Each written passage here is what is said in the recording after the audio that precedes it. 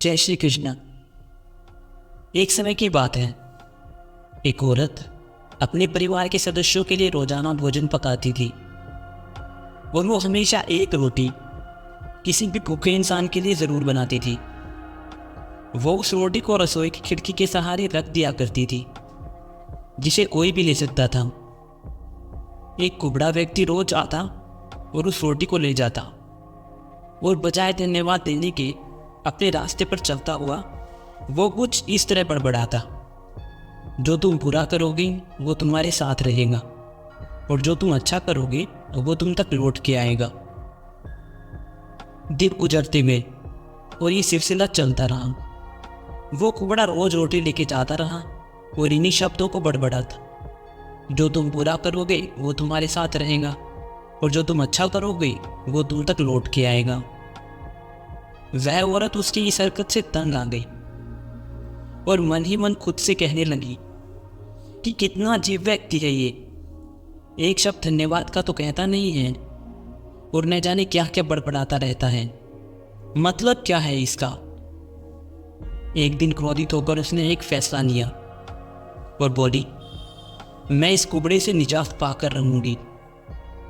और उसने क्या किया, उसने उस रोटी में जहर मिला दिया, जो वो रोज किसी भूखे इंसान के लिए बनाती थी, क्योंकि उसको पता था कि ये रोटी वो कुबड़ा व्यक्ति ही लेकर जाएगा। और जैसे ही उसने रोटी को खिड़की पर रखने की कोशिश की कि अचानक उसके हाथ कांपने लगे और एकदम से रुक गए और वो बोली, हे भगवान, मैं ये क्या करने जा रही थी। और उसने तुरंत उस रोटी को चूल्हे की आंच में जला दिया।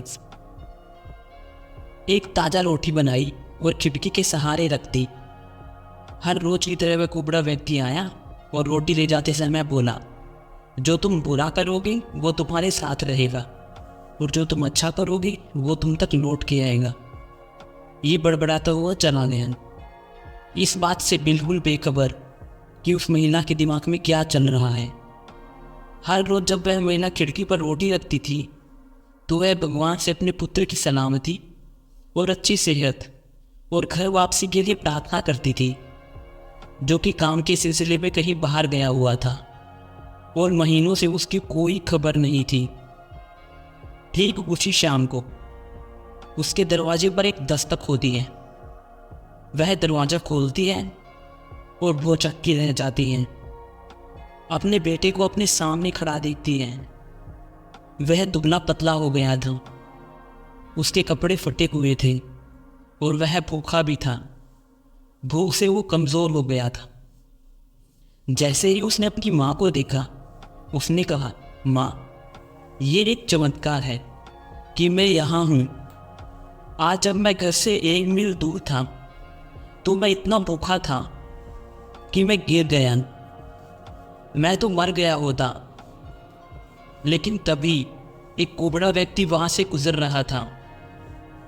उसकी नज़र उस पर पड़ी और उसने मुझे अपनी गोद में उठा लिया। भूख के मारे मेरे प्राण निकल रहे थे। मैंने उससे खाने को कुछ मांगा।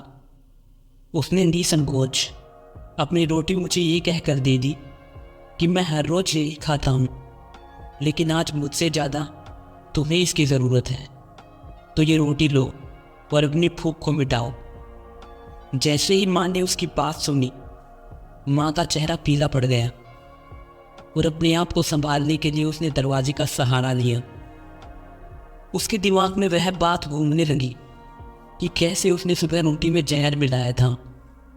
अगर उसने वह रोटी आग में जला के नष्ट नहीं की होती तो उसका बेटा उस रोटी को खा लेता और अंजाम होता उसकी मौत। और इसके बाद उसे उन शब्दों का मतलब बिल्कुल स्पष्ट हो चुका था, जो तुम बुरा करोगे वो तुम्हारे साथ रहेगा और जो तुम अच्छा करोगे वो तुम तक लौट के आएगा। तो हम जो भी कर्म करते हैं उसका फल हमें ज़रूर मिलता है। कर्म के फल से कोई वंचित नहीं रह सकता, तो हमें हमेशा अच्छे कर्म करने चाहिए।